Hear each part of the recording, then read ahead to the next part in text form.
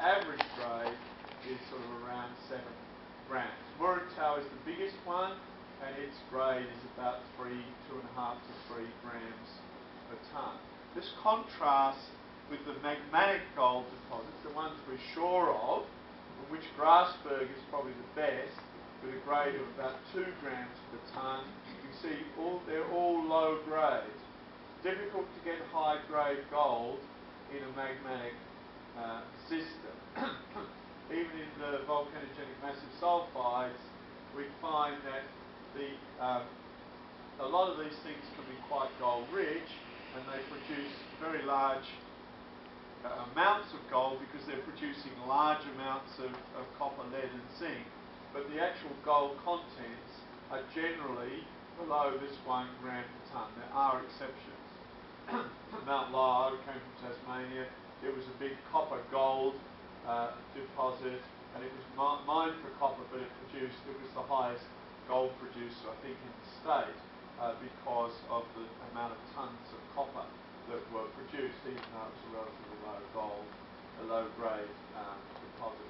So there's this difference between the magmatic systems, which tend to be 2 grams per tonne, seems to be a bit of a threshold, hard to get above it, and the orogenic gold, which are higher grade and can be very large tonnage. So they're very important prizes.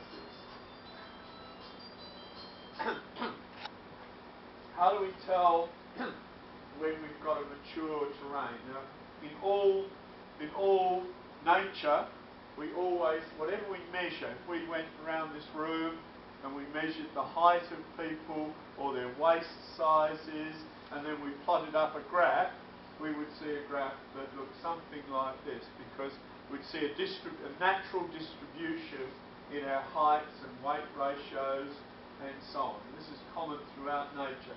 So we usually see in gold, we usually see one that's bigger than we expect. So in this particular case, this is Timmins in Canada. I've just taken a Canadian example. There are the camps. You see the same distribution for the districts and then the individual deposits.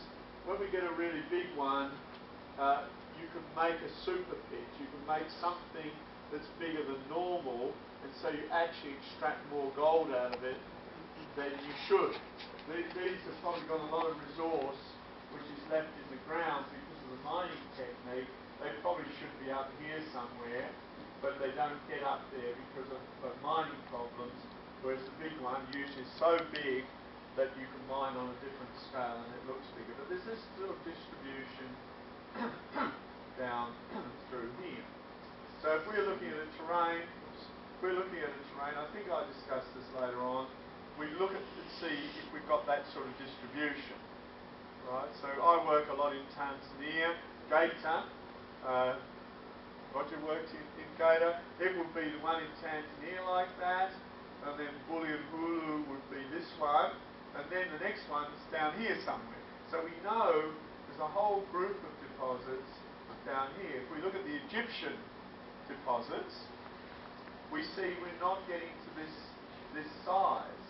So one of the reasons I would rank this shield very highly is that it looks like all the right rocks, but we haven't found a really big deposit yet, and we haven't found these world-class deposits, but they're almost certainly in the terrain based on the geology and our knowledge that this is what a gold. So if we're going to come and explore, then Egypt's a great place to explore because it looks as if it's immature. It doesn't have this pattern, and that's what we want. And then your chief gave a talk today, and he was saying, well, things didn't really start till 1994 here.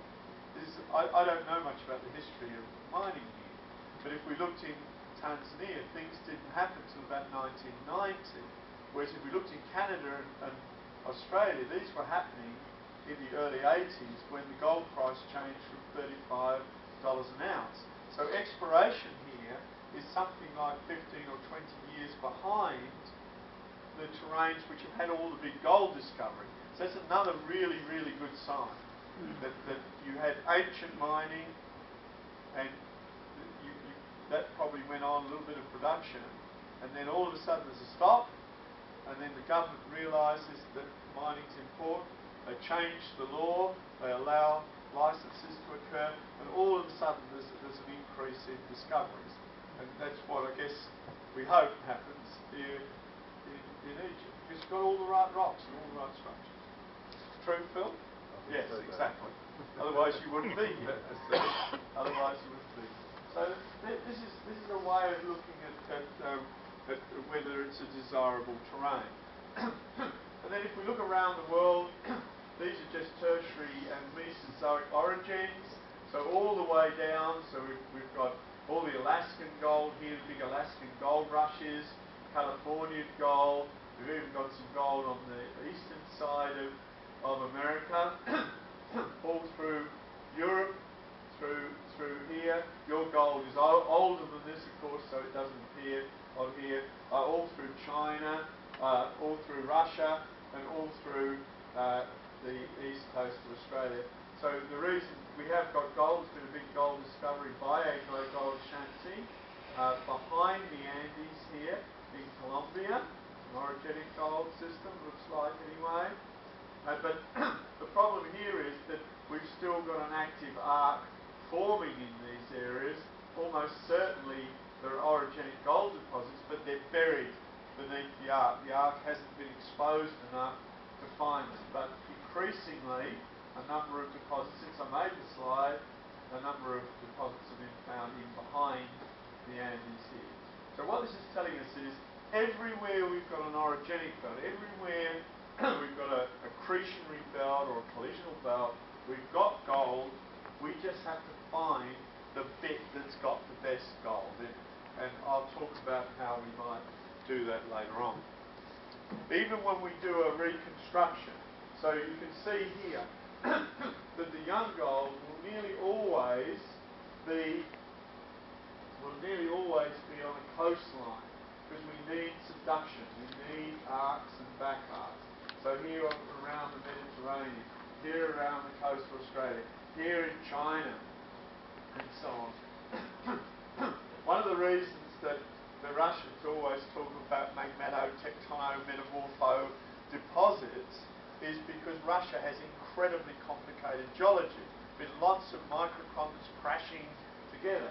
So we get a whole lot of belts that are inside the continental area, which have been old oceans and back arcs and things which are all crashing together. So everything's very complicated there. And this is something I realised when I was there several times, that they don't have a simple things like we've got in America and so on here.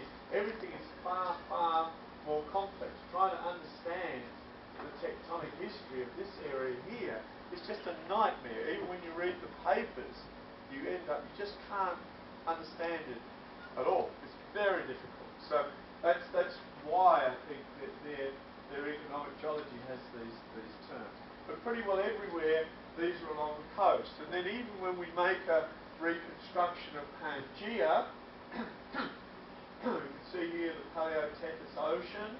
We can see all the deposits are sitting around the edge of the continents. Right? They're all on the ocean.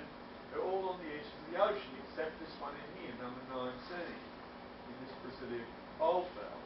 And one of my former students who did his PhD with me, but did his master's here in Brazil, he worked on this and he actually got the date wrong.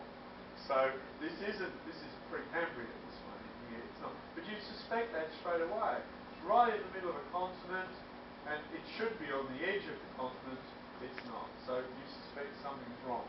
But nearly all the other ones are inside. This Telfer is here.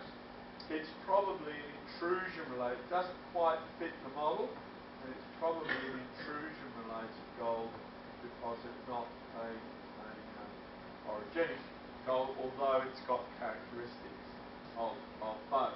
You can see from these sort of things that Antarctica is incredibly prospective for orogenic gold. Western Mining Corporation went down there